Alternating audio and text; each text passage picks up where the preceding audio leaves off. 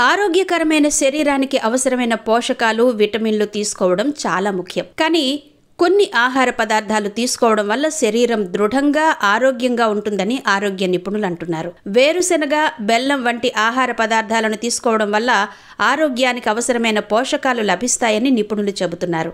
వేరుశెనగ తినడం శరీరానికి ఎంతో మేలు చేస్తుంది. అంతేకాదు ఇందులో కొవ్వు పదార్థాలు పుష్కలంగా ఉంటాయి.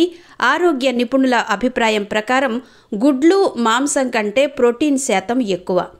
ఇది పిల్లలకు, పెద్దలకు, పాలిచ్చే తల్లులకు మంచిది. వేరుశెనగలను వేయించి బెల్లం కలిపి తీసుకుంటే రోగనిరోధక శక్తి పెరుగుతుందని ఆరోగ్య నిపుణులు అంటున్నారు.